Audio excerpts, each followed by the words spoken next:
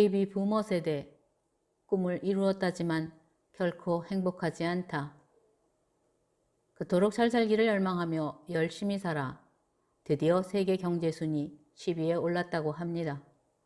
하지만 우리나라 행복지수는 138개 나라 중에 90위랍니다. 수년 전에 방글라데시가 행복지수 1위였던 적도 있었다니 행복지수는 경제 순위와 비례하는 것이 아니라는 것도 알지만 낮아도 너무 낮습니다.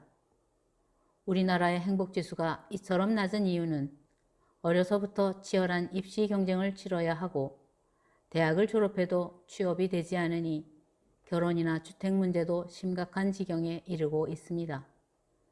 경제 규모가 커졌다고 해도 각자의 주머니로 들어오는 돈이 적으면 사람들은 오히려 경제 부흥에 불만을 쏟아냅니다. 다 못 살 때가 차라리 더 좋았다며 국민들은 서로의 얼굴을 바라보며 눈을 부라립니다. 도둑질한 돈으로 호의호식하며 거들먹거리는 꼴이라니 이놈의 세상 안 망하나? 여러분은 어떠세요? 나라가 잘 산다지만 내가 가난하면 더 속상하다는 겁니다. 그러나 국민의 입에서 제 나라가 망해야 한다는 소리가 나오면 위기입니다. 인간은 배고픈 것은 참아도 배 아픈 것은 못 참는답니다. 모두가 배고플 때는 함께 참아낼 수 있습니다. 그래서 가난 때문에 망하는 것이 아니라 가진 것에 대한 시기 질투로 내분이 일면서 나라가 망한다고 합니다.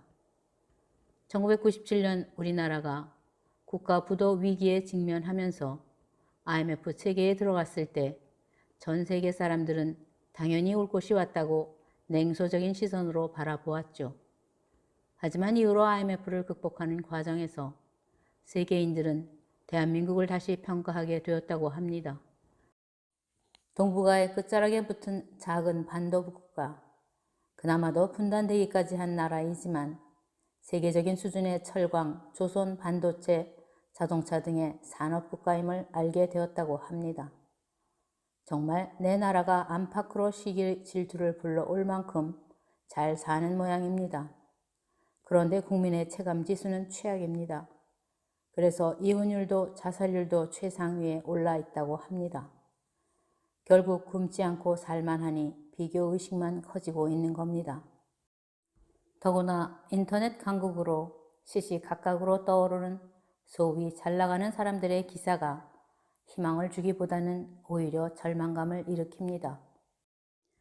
경제 규모와 관계없이 꾸준히 행복지수가 상위권을 지키는 나라도 있습니다.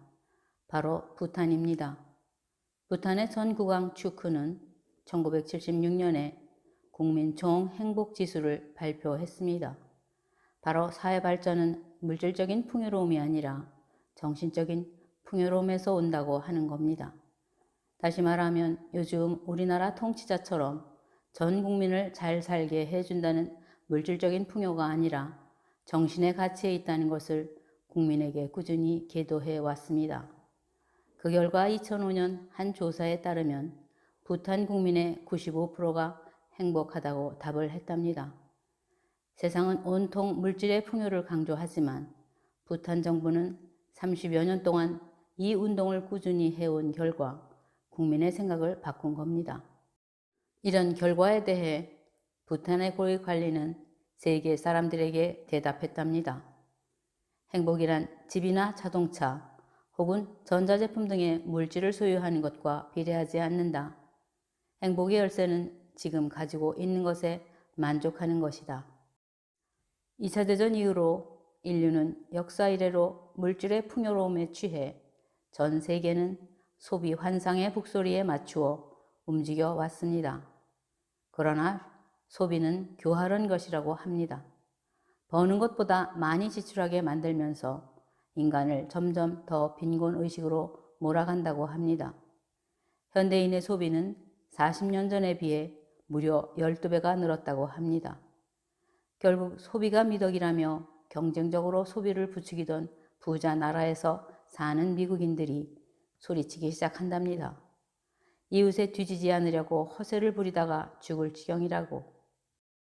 그래서 부자와 가난한 자의 차이는 가진 재물이 아무리 많아도 더 벌고 싶은 자는 가난한 자이고 아무리 없어도 가진 것에 만족하면 부자라고 했습니다. 그동안 남보다 많이 갖고 남보다 더 높이 오르고 남보다 더 크게 되려 하며 오로지 물질의 풍요를 추구하지만 그것으로 행복지수를 높이지 못한다고 하는 겁니다.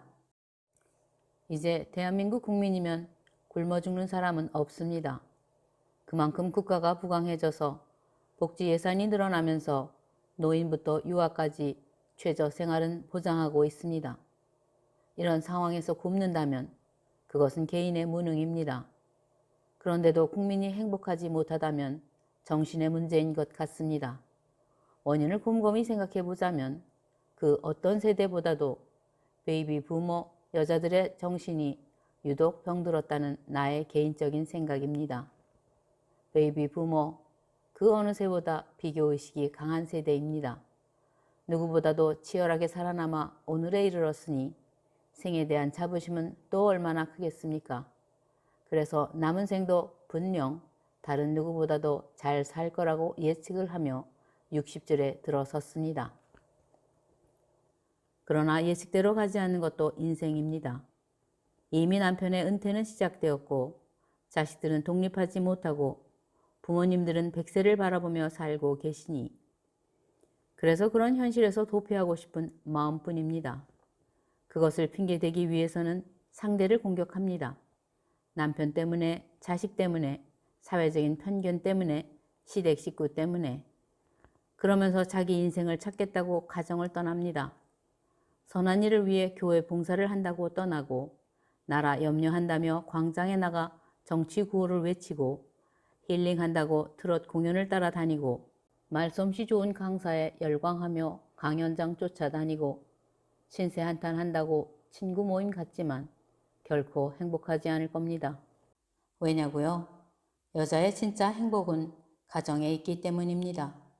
미국의 사회학자 글로리아 스테이넘은 여자가 일해서 완전한 성공을 이루어도 가정생활이 없다면 실패한 인생이라고 생각하고 남자는 아무리 가정생활이 만족해도 사회적으로 성공을 못하면 실패한 인생이라고 생각한답니다.